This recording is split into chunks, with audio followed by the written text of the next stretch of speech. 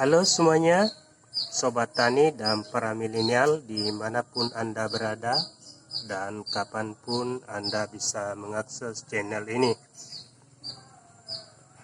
Apa kabar semuanya? Semoga kalian tetap semangat dalam situasi apapun dan tetap optimis bahwa badai akan segera berlalu dan harapan baru akan datang menghampiri Anda. Amin ya rabbal alamin. Bagi Anda yang baru pertama kali mampir di channel ini, perkenalkan saya Dahlan Suhanda mengucapkan selamat datang di YouTube channel Andalan TV. Pada video kali ini saya akan membahas seputar pertanian secara umum dengan topik rumah yang nyaman bagi makhluk hidup, termasuk manusia, hewan, tumbuhan, dan mikroorganisme, serta makhluk lainnya, adalah tanah yang sehat dan subur. Namun sebelum lanjut, saya mohon dukungan Anda agar channel ini bisa berkembang, agar saya lebih termotivasi untuk membuat video terbaru yang lebih menarik lagi, dengan cara tekan tombol like, subscribe, serta lonceng notifikasinya, dan jangan lupa komentarnya dan silakan di-share ke teman-teman Anda. Baik, kita lanjut ke pembahasan berikut. Kategori tanah yang sehat dan subur itu menurut para ilmuwan adalah tanah yang banyak mengandung sel mikroorganisme.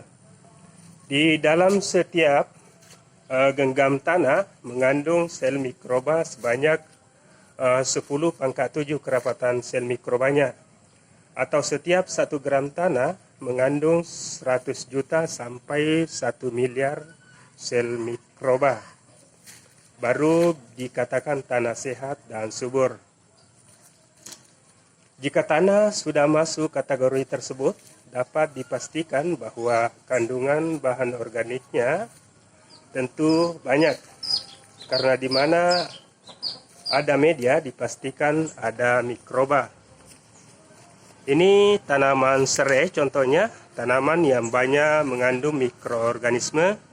Karena secara alami tanaman serai ini memang sudah bersimbiosis secara alami dengan ribuan jenis mikroorganisme yang ada di dalam ini. Jadi kerapatannya mungkin ribuan jenis di sini, ribuan sel mikroba yang terkandung di akar tanaman serai ini. Jadi tanaman serai itu secara alami sudah demikian. Jadi tanaman ini dimanapun ditanam bisa hidup dengan baik, karena secara alami sudah bersimbiosis dengan beberapa jenis mikroba. Mikroba dengan sifat biotiknya mampu merubah lingkungan sesuai dengan syarat tumbuh kembangnya, di mana mikroba bisa tumbuh dan berkembang, maka secara otomatis tanaman bisa tumbuh sehat dan subur. Ini contohnya, subur sekali.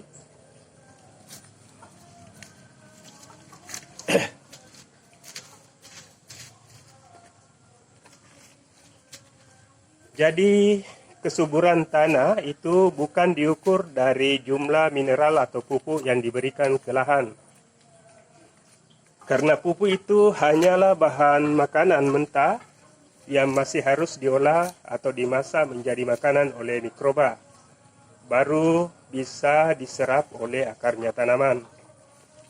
Sedangkan yang kita ketahui bahwa mikroba adalah kokinya tanaman. Tanaman tidak bisa memasak makanannya sendiri, harus dengan bantuan mikroba yang ada di perakaran tanaman, atau lazimnya dikenal dengan istilah simbiosis mutualisme, di mana mikroba mengubah komposisi kimia air, udara, dan tanah menjadi makanan buat tumbuhan. Sebaliknya, tumbuhan menghasilkan makanan untuk melindungi mikroba penghasil zat kimia penangkal kuman dan hama. Kerjasama yang saling menguntungkan secara alami dikenal dengan istilah simbiosis mutualisme antara tanaman dengan mikroorganisme. Jadi, memberikan pupuk ke tanaman tanpa memperhatikan keberadaan mikroorganisme di lahan hanya akan sia-sia. Seperti halnya melemparkan makanan ke kucing yang sedang kelaparan dengan ikan kalen yang masih dalam kemasan utuh. Jadi harus diperhatikan keseimbangannya antara jumlah mikroba sebagai kokinya tanaman dengan jumlah pupuk atau bahan makanan yang akan diolah menjadi makanan buat tanaman.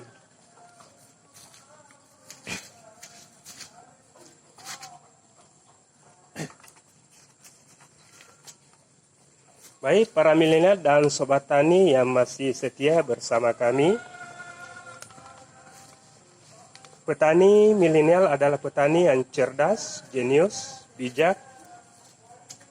Kita harus bijak, cerdas dan jenius juga memperlakukan tanaman serta semua makhluk hidup yang ada di lahan. Terutama keberadaan mikroorganisme. Jangan pernah memusnahkan mikroorganisme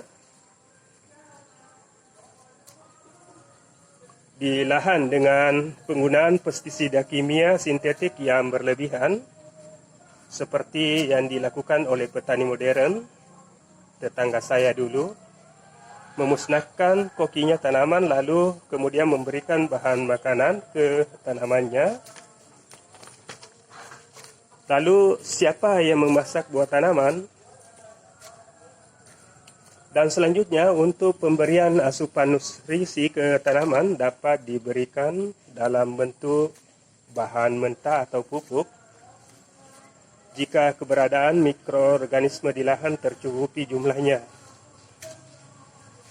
Akan tetapi jika jumlah mikroba di lahan kehidupannya sangat terbatas karena tekanan intensitas residu kimia sintetik yang berlebihan yang sudah menumpuk dari tahun ke tahun bertambah terus jumlahnya, maka sebaiknya diremediasi dulu bahannya dan diberikan nutrisi yang lengkap sesuai dengan kebutuhan nutrisi tanaman dalam bentuk makanan yang siap saji atau sudah dalam energi instan.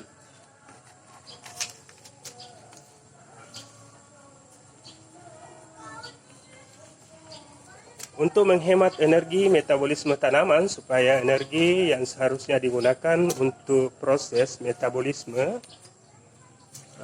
maka seharusnya tanaman disajikan dengan makanan siap saji supaya tanaman bisa menghemat energi untuk menghasilkan energi. Baik, demikian dulu ulasan kami, semoga bermanfaat buat Anda dan yang lainnya, dan terima kasih atas kebersamaannya dan sampai jumpa pada video berikutnya yang lebih menarik. Oke, assalamualaikum warahmatullahi wabarakatuh.